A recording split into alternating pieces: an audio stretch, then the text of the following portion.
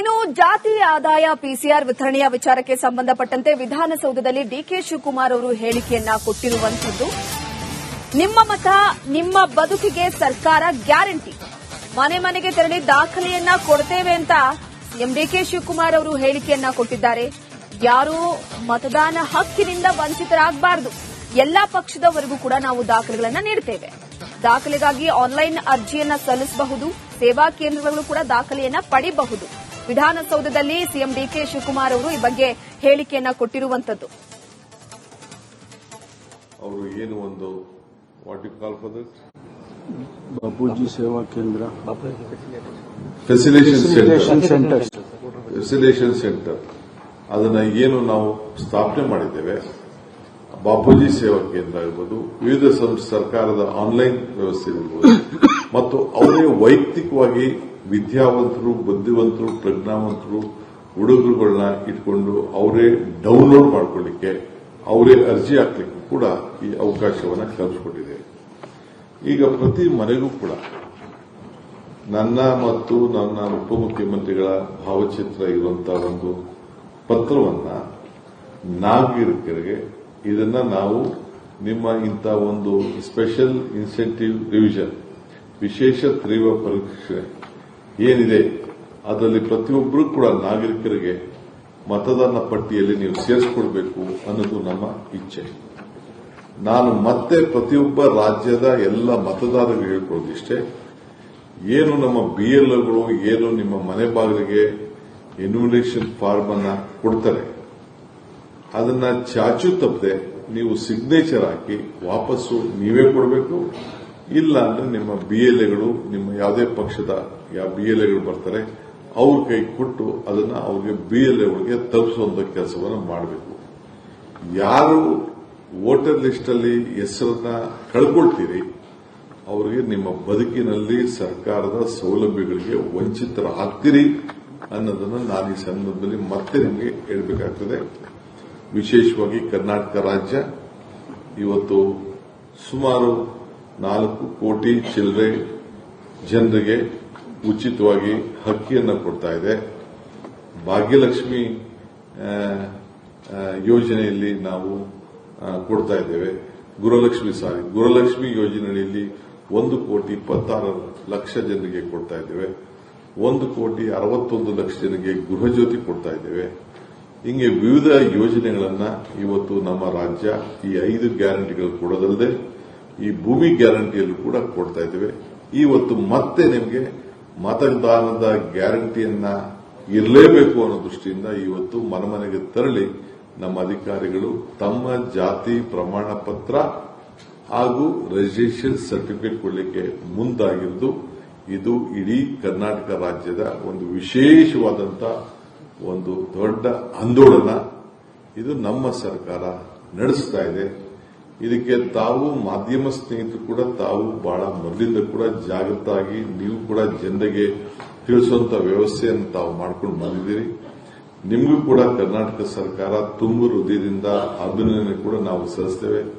ನೀವು ಎಷ್ಟು ಜಾಗೃತಿ ಮಾಡ್ತಾರೋ ಜನ ಅಷ್ಟೇ ಜಾಗೃತಿ ಮಾಡ್ತಾ ಇದ್ದೇವೆ. ನಮ್ಗೆ ರಾಜಕಾರಣ ಮುಖ್ಯ ಅಲ್ಲ, ಜನರ ಬದುಕು, ಜನರ ಗುರುತು ಬಹಳ ಮುಖ್ಯ.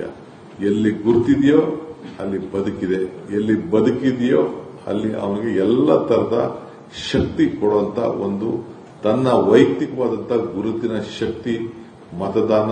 ಅವನ ಪ್ರಜಾಪ್ರಭುತ್ವದ ವ್ಯವಸ್ಥೆಯಲ್ಲಿ ಅವನು ಮುಂದಿನ ದಿನದಲ್ಲಿ ಆಯ್ಕೆ ಮಾಡಿಕೊಳ್ಳುವಂತ ನಾಯಕತ್ವದ ಕೂಡ ಅವನಿಗೆ ಒಂದು ದೊಡ್ಡ ಶಕ್ತಿಯನ್ನು ತುಂಬಬೇಕಾದ್ದು ಸರ್ಕಾರದ ಕರ್ತವ್ಯ. ಆ ಸರ್ಕಾರ ಈ ಕೆಲಸವನ್ನ ಇವತ್ತು ಮಾಡ್ತಾ ಇದೆ. ಇವತ್ತು ಈಗಾಗಲೇ ಡಾಕ್ಟರ್ ಪರಮೇಶ್ವರ್ ಹೇಳಿದಂಗೆ ನಾವೀಗಾಗಲೇ 2 ವಾಟ್ಸಪ್ಗಳನ್ನ ಕೂಡ ನಾವು ಈಗ ಇನಾಗ್ರೇಟ್ ಮಾಡಿದ್ದೇವೆ. ಜನರಿಗೆ ಮಾರ್ಗದರ್ಶನವನ್ನು ಕೊಡ್ತಾ ಇದ್ದೇವೆ. ನಿಮಗೆ ಇದು ಒಂದು ಅವಕಾಶ ಇದೆ. ಈ ಒಂದು ಹೊಸ ಈ ಬಗ್ಗೆ ಮತ್ತಷ್ಟು ಮಾಹಿತಿಯನ್ನು ನೀಡ್ತಾ ಹೋಗ್ತಾರೆ ನಮ್ಮ ಪ್ರತಿನಿಧಿ ಹನುಮಂತ್ ದುರ್ಗದ ಸಂಪರ್ಕದಲ್ಲಿದ್ದಾರೆ. ಹನುಮಂತ್, ಪ್ರಮುಖವಾಗಿ ಈಗಾಗಲೇ ಸದ್ಯದ ಮಟ್ಟಿಗೆ ಈಗಾಗಲೇ ಈ ಜಾತಿ ಆದಾಯ ಪಿಆರ್ಸಿ ವಿತರಣೆ ವಿಚಾರಕ್ಕೆ ಸಂಬಂಧಪಟ್ಟಂತೆ ಡಿಕೆ ಶಿವಕುಮಾರ್ ಅವರು ಯಾವುದೇ ರೀತಿಯಲ್ಲೂ ಕೂಡ ಇಲ್ಲಿ ಒಂದು ಸ್ವಲ್ಪವೂ ಕೂಡ ಇದ್ರ ಬಗ್ಗೆ ಅನುಮಾನ ಬರಬಾರದು, ಆ ರೀತಿಯಲ್ಲಿ ನೋಡ್ಕೊಂಡು ಹೋಗ್ತೀವಿ ನಾವು, ಯಾರು ಕೂಡ ವಂಚಿತರಾಗಬಾರದು ಅನ್ನುವಂತ ಭರವಸೆ ನೀಡಿದ್ದಾರೆ. ಈ ಬಗ್ಗೆ ಮಾಹಿತಿ ಕೊಡೋದಾದ್ರೆ ರೂಪಾ, ರಾಜ್ಯದಲ್ಲಿ SIR ಪ್ರಕ್ರಿಯೆ ಶುರುವಾಗಿದೆ. ಶುರುವಾದ ನಂತರದಲ್ಲಿ ಒಂದಷ್ಟು ದಾಖಲಾತಿಗಳ ಪ್ರಮಾಣ ಅಥವಾ ದಾಖಲೆಗಳ ಕೊರತೆ ಹಿನ್ನೆಲೆಯಲ್ಲಿ ಮತದಾರರ ಪಟ್ಟಿಯಿಂದ ಮತಗಳು ಡಿಲೀಟ್ ಆಗಬಹುದು ಅನ್ನೋಂತ ಹಿನ್ನೆಲೆಯಲ್ಲಿ ಕರ್ನಾಟಕ ಸರ್ಕಾರ ಒಂದು ರೀತಿ ಎಚ್ಚರಿಕೆ ಕ್ರಮವನ್ನ ಕೈಗೊಂಡಂತೆ ಕಾಣಿಸ್ತಾ ಇರುವಂತದ್ದು. ಯಾಕೆಂತಂದ ಹೇಳಿದ್ರೆ ಕೇಂದ್ರ ಚುನಾವಣಾ ಆಯೋಗ ಯಾವೆಲ್ಲ ದಾಖಲೆಗಳನ್ನ ಕೇಳಿದೆ ಆ ದಾಖಲೆಗಳಿಗೆ ಪೂರಕವಾಗಿ ಈಗಾಗ್ಲೇನೆ ರಾಜ್ಯದ ಜನರಿಗೆ ಮನೆ ಮನೆಗೆ ಹೋಗಿ ಜಾತಿ ಪ್ರಮಾಣ ಪತ್ರ ಮತ್ತು ಶಾಶ್ವತ ವಾಸಸ್ಥಳ ದೃಢೀಕರಣ ಪ್ರಮಾಣ ಪತ್ರ ಏನಿದೆ ಅದನ್ನ ಕೊಡ್ಲಿಕ್ಕೆ ಮುಂದಾಗಿರುವಂತದ್ದು. ಕೇವಲ ಮನೆ ಮನೆಗೆ ಹೋಗುವಂತದ್ದಲ್ಲ, ರಾಜ್ಯದ ಬೇರೆ ಬೇರೆ ಕಡೆಯಲ್ಲಿ ಸ್ಥಳೀಯ ಮಟ್ಟದಲ್ಲಿ ತೆರೆದಿರುವಂತಹ ಸೇವಾ ಕೇಂದ್ರಗಳೇನಿದಾವೆ, ಸೇವಾ ಕೇಂದ್ರಗಳಲ್ಲೂ ಕೂಡ ಈ ಪ್ರಮಾಣ ಪತ್ರಗಳನ್ನ ಪಡೆಯಬಹುದು.